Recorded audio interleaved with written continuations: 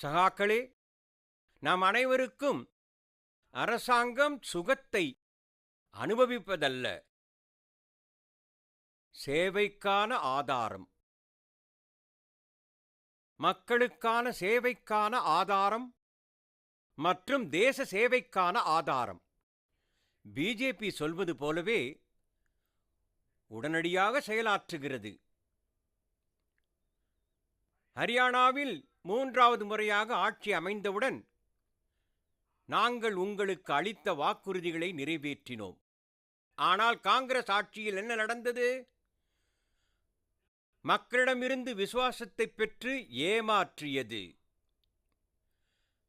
அண்டை ஹிமாச்சலத்தை பாருங்கள்.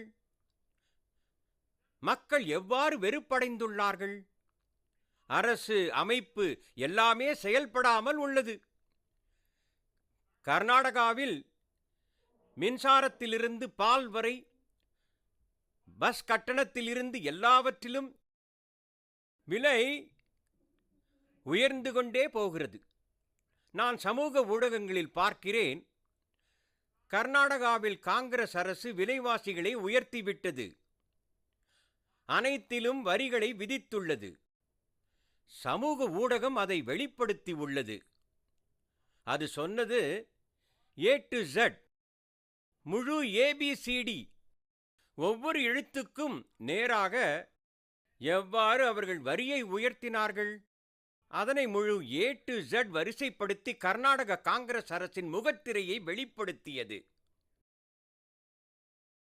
அந்த அரசின் முதலமைச்சரின் நெருக்கமானவர்கள் சொல்கிறார்கள், காங்கிரஸ் கர்நாடகாவை ஊழலில் முதலிடத்திற்கு கொண்டு சென்றது.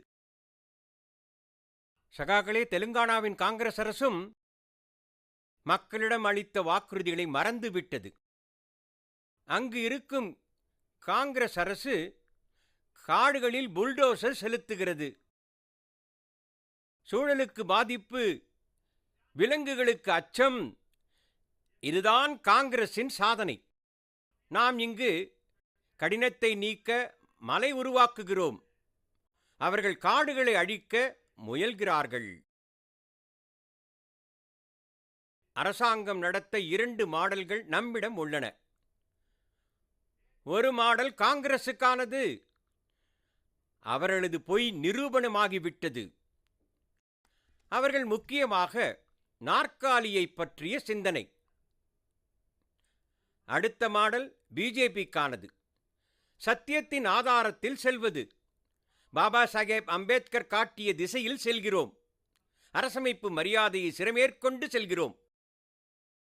எங்களது கனவு வளர்ந்த இந்தியா. இதனாலேயே பிரயாசப்படுகிறோம். இன்று யமுனா நகரிலும் இந்த பிரயாசை முன்னோக்கிச் செல்வதை காண்கிறோம்.